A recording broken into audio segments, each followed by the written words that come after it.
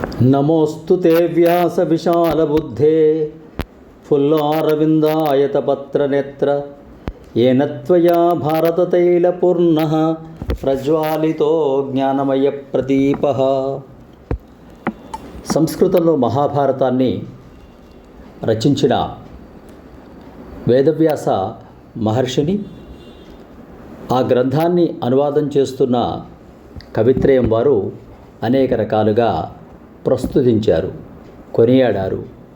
వ్యాసునిపై ఉన్న గురుభక్తిని చాటుకున్నారు.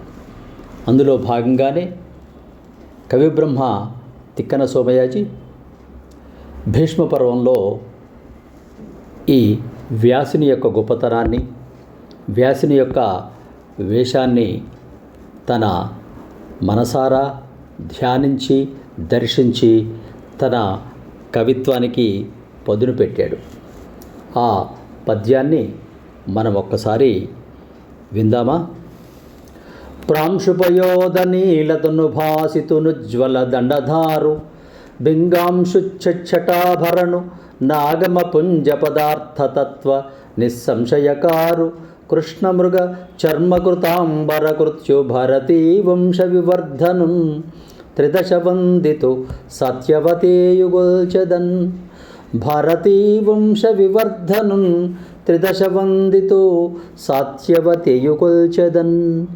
ఆయన వేషధారణ ఎలా ఉంది అంటే, మేఘం వలె నల్లనైన శరీరం చేత వెలుగొందేవాడిని, ప్రకాశించే దండం ధరించేవాడిని, గోరోజనం రంగు వెలుగులు గల జల సముదాయాన్ని ధరించిన వాడిని, వేదాల సముదాయమునందలి పదాల యొక్క భావాల యాథార్థ్యమును సంశయం లేకుండా చేసిన వాడిని, జింక చర్మాన్ని బట్టగా చేసుకున్న వాడిని, భారత వంశమును వృద్ధి చేసిన వాడిని, దేవతలచే నమస్కరింపబడిన వాడిని, సత్యవతి కొడుకును ఆరాధిస్తాను అని తిక్కన సోమయాజి తన భారతంలో ఆ ఉత్తమ గురువు యొక్క వేదాల సారాన్ని నిబిడీకృతం చేసి సంస్కృత మహాభారతంలో నిక్షిప్తం చేసిన వాడిని తమ గురువుగా భావించి